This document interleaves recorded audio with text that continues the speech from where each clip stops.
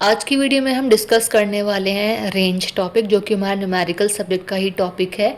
तो मैंने ऊपर थ्योरी दिया और नीचे इसका न्यूमेरिकल भी सॉल्व करके दिया है, क्योंकि एग्जाम में न्यूमेरिकल और थ्योरी दोनों में ही पूछ सकता है एग्जामिनर। 2024 में ये हमारा क्वेश्चन पुटअप भी हुआ है। तो चलिए डिस्कस करते हैं। First point is range is the simplest major of dispersion, की जो रेंज है वो एक सिंपलेस्ट मेजर है डिस्पर्जन का।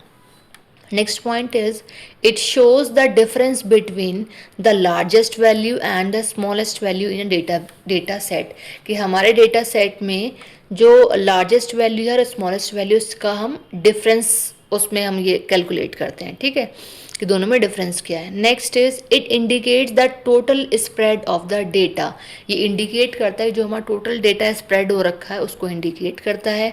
Next is it is easy to calculate and understand, ये बहुत ईजी होता है कैलकुलेट करने के लिए, एज वेल एज इसको अंडरस्टैंड भी हम ईजीली कर सकते हैं। Next is it is an absolute measure of dispersion, ये एक एब्सोल्यूट मेजर है डिस्पर्जन का। Next point is it is based on the extreme values of the data set, ये बेस्ड होता है किस पे, एक्सट्रीम वैल्यूज़ में, जो कि हमारे डेटा सेट में होती हैं values.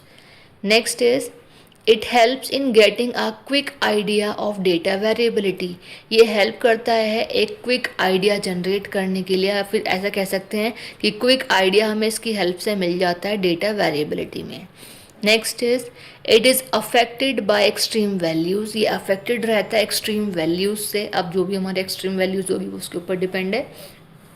Next point is it does not consider all observations in the data set, ये कंसीडर नहीं करता सभी ऑब्जर्वेशंस को डेटा सेट की।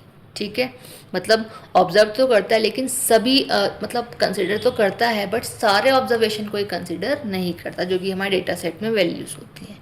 Next is it is commonly use in statistics, ये कॉमनली कहाँ कहाँ यूज होता है, हमारे स्टैटिक्स में, बिजनेस में, और क्वालिटी को कंट्रोल करने के लिए इसका यूज़ होता है।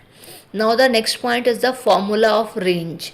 अब रेंज का फॉर्मूला बहुत इजी है, large L for L minus S इसको बोल सकते हैं, तो हमारा लार्जेस्ट वैल्यू या फिर स्मॉलेस्ट वैल्यू इसको हम बोलेंगे।